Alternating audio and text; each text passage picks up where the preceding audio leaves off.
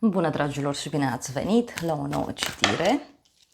Dacă titlul te-a atras, înseamnă că ai aici cu siguranță un mesaj pentru tine. Îți mulțumesc pentru că mă urmărești, îți mulțumesc pentru că mi-ești alături.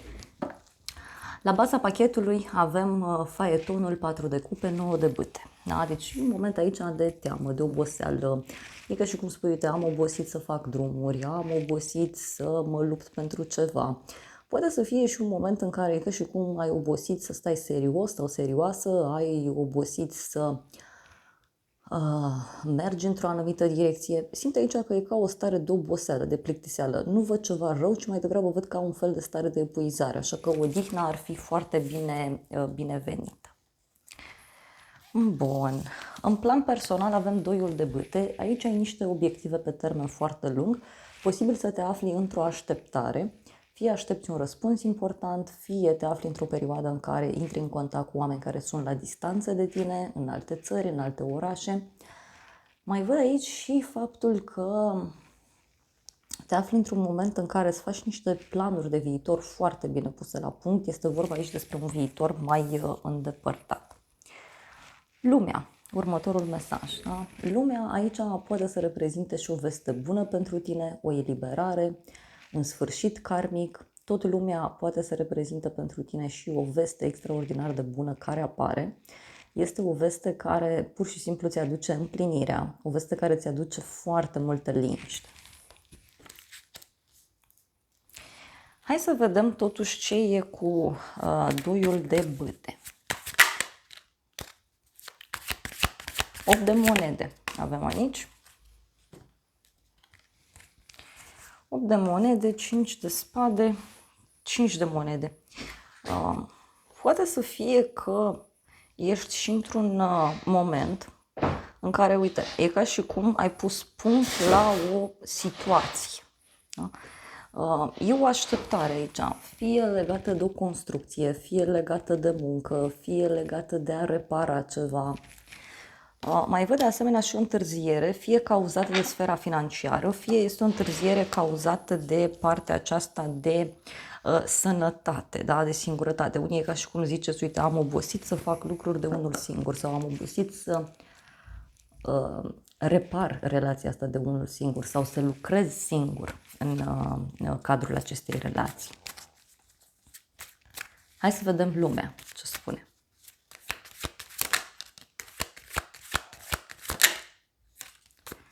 Regina de spade, asul de monede.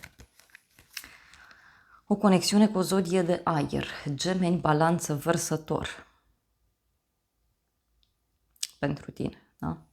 Avem aici o veste bună, fiecare vine de la o femeie, este vorba despre o femeie, fie care lucrează la stat, fie este vorba despre o femeie mai dură, mai rece, o femeie singură, poate chiar o femeie trecută de 50 de ani, cam așa, da? Deci e vorba de o femeie matură.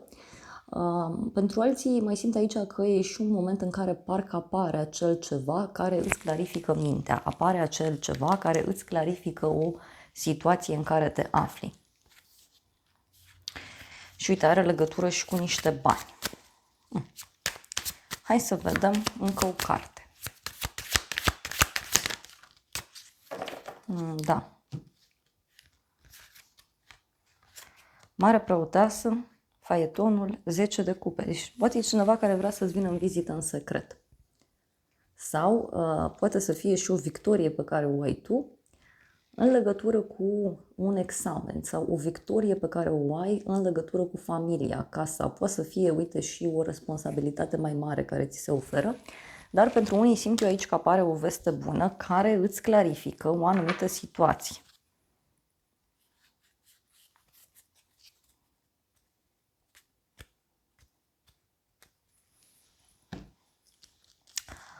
În plan profesional sau financiar avem luna, nebunul și puterea. O legătură cu zodia pești, vărsător, leu, berbec. Ce văd aici pentru tine în plan profesional sau financiar este o perioadă confuză, este o perioadă în care se întâmplă tot felul de evenimente neprevăzute. E ca și cum simți că te eliberezi de ceva, simți să pleci într-o altă direcție a vieții tale. Poate să fie vorba și despre o perioadă în care îți dorești aici foarte multă stabilitate. Poate să fie și o perioadă în care te gândești serios să schimbi ceva. E ca și cum reușești aici să ieși dintr-o incertitudine prin mai multă muncă sau prin depășirea unei provocări. Hai să vedem ce spune Luna. 10 de monede, 8 de cupe. Da? Luna. Poate să fie și că amâni ceva, o mutare, o întâlnire într-un grup de oameni, poate amâni ceva care, uite, ține de familia ta sau amâni ceva legat de niște prieteni. Uite, avem un 9 de cupe, da? Deci multă împlinire, multă bucurie pentru tine. Un eveniment care îți creează foarte mari emoții. Dar poate să fie pentru unii și un moment în care spuneți gata, fac tot ceea ce îmi place, fac tot ceea ce simt, nu mai stau să aștept, nu mai stau să mă concentrez pe anumite aspecte. Provocarea, uite, a venit regele de monede, o conexiune cu o zodie de pământ. Taur, Fecioară, Capricorn. Provocarea are legătură cu un bărbat foarte tradiționalist, foarte bine calculat, foarte zgârcit, dar în același timp e și un personaj pe care te poți baza. Unii poate aveți o discuție mai importantă cu acest om în legătură cu rezolvarea unei situații. Ermitul, o legătură cu zodia Fecioară în plan profesional sau financiar. Aici mai văd, bineînțeles, o legătură cu un personaj foarte înțelept. Aici e vorba de o persoană care a muncit mult la viața sa sau este o persoană specialistă pe un anumit domeniu.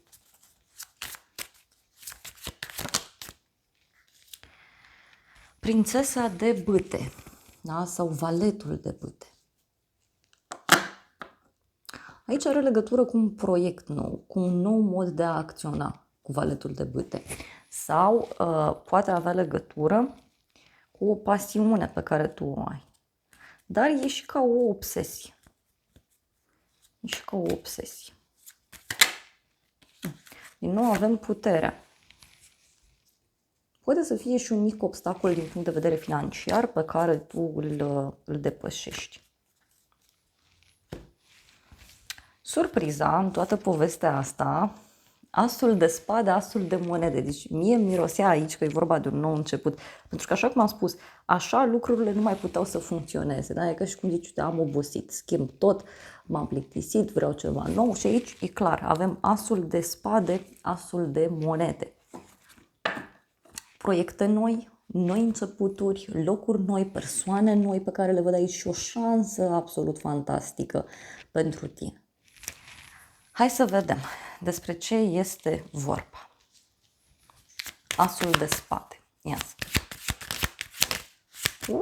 Asul de spade a venit așa. Regina de cupe, regele de bâte. O conexiune cu o zodie de apă, rac, scorpion sau pești, dar și o legătură cu o zodie de foc, berbec, leu, săgetător. Surpriza are legătură cu acest cuplu nou pe care îl cunoști sau surpriza are legătură cu o nouă alianță, o nouă prietenie, o nouă cunoștință, o nouă colaborare, noi oameni care apar în viața ta. Deci acest cuplu care, zic eu, că are un rol important. Hai să vedem. Asul de monede, ce spune. Și avem judecata, da? Deci poate e ceva ce tu așteptai de mult timp. Poate să fie și o avansare care apare, poate să fie și o veste pe care o așteptai de mai mult timp și care abia acum se arată la orizont. Hai să vedem. 3 de monede, regina de monede. O conexiune cu o zodie de pământ, Taur, Fecioară, Capricorn. Ei, eu cred aici că are legătură cu avansarea ta. Acel moment în care pui un pas înainte. Acel moment în care îți dorești foarte mult să avansezi, să mergi mai departe. E ca o bucurie din punct de vedere financiar care apare pentru tine. Poate e ceva legat de un grup mai mic de oameni din care faci parte, poate să fie și asta. Turnul, da? Deci aici e un eveniment total surprinzător. E un eveniment neașteptat. E o nebunie curată, pur și simplu. E ca și cum a fost un blocaj și acum el deodată se duce. E ca și cum ai fost ținut în loc ca să te încarci și acum să mergi mai departe. Hai să vedem ce spune și acest tarot.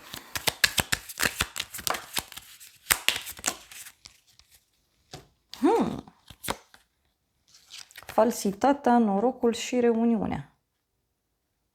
O persoană falsă, da? Sau o persoană mai șireată așa din fire, care își încearcă norocul în legătură cu tine. Atenție, era un cuplu în egală măsură, dar ce mai văd eu aici e că surpriza are legătură cu un noroc foarte mare pe care îl ai. Din nou, uite, este ideea de relație, colaborare, este ideea de bani.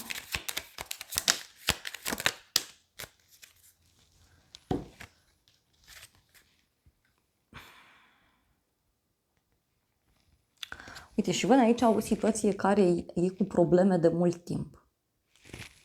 E cu probleme de mult timp. Mai vreau o carte.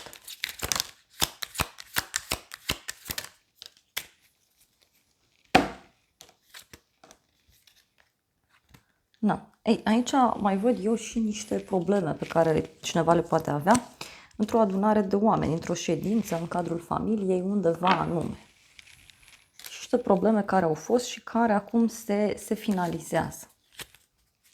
Dar cumva se finalizează, uite, în favoarea ta, că mie mi-apar din nou bani sau stabilitate materială. Na, hai să vedem ce spune și acest oracol pentru tine.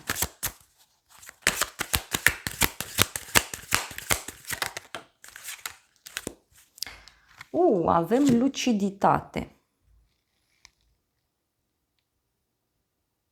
Nu contează cât de mult rău văd, cred că este important ca toată lumea să înțeleagă că acolo este mai multă lumină decât întuneric. Da? Deci, și se cere aici cumva să vezi partea plină a paharului. Mai poate să fie și că se face lumină într-o situație complicată. Și apoi avem credință, acest mesaj. Credința nu e nevoie să împingă râul, da? Sau să despice râul în două, pentru că această credință este capabilă să creadă că acolo nu este un râu. Deci e vorba aici de a crede. Uite, se poate întâmpla, uite, avem și fericire. Deci se poate întâmpla ceva care pur și simplu pare ireal pentru tine. Deci e vorba de o propunere care, repet, pare absolut ireală. Voi mai lua un mesaj.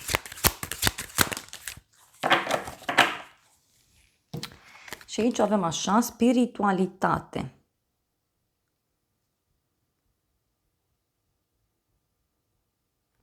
Noi nu suntem ființe...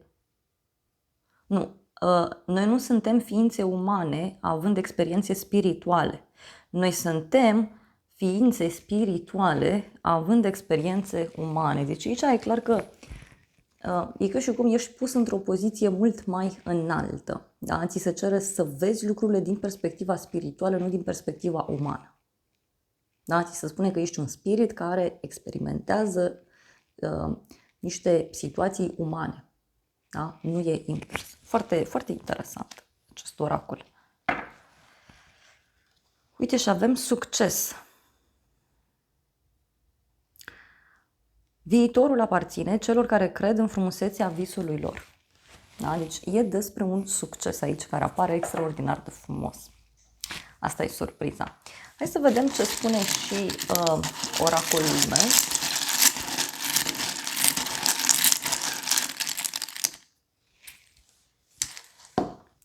Avem așa, un prieten sincer, cifra 4.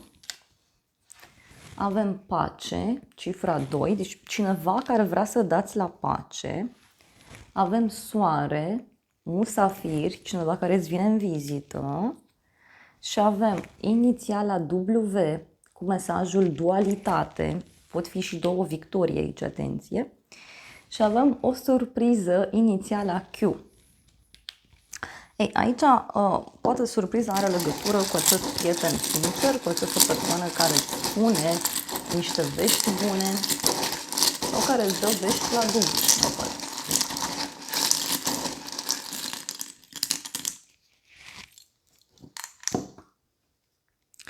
Avem blândețe, femeie, culoarea albastru cu mesajul conversație,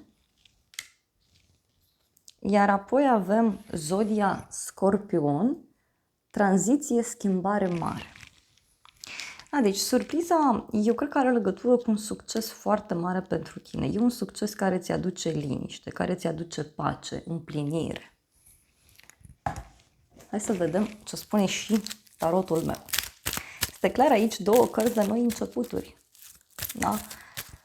Posibil să fie vorba despre ceva din punct de vedere personal și ceva din punct de vedere profesional. Pentru că, repet, se vede și de la baza pachetului că ceva aici nu mai funcționează. Ei, surpriza, uite, avem proces și judecată, musafir și gelozie. Surpriza are legătură, uite, cu cineva care îți vine în vizită și care îți povestește despre o hotărâre sau persoana aceasta vine la tine tocmai ca să hotărâți ceva, să discutați ceva. Dar, repet, văd și o persoană foarte geloasă.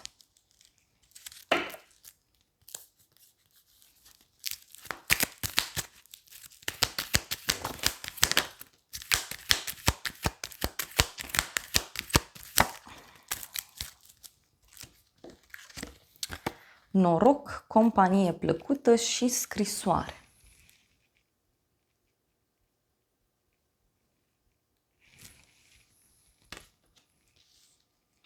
Cred eu aici că e o situație puțin complicată în care ești, dar care se rezolvă ca prin magie, pur și simplu. E ca și cum ești omul potrivit la locul potrivit. Și avem piedici, bucurie mare și bucurie de departe.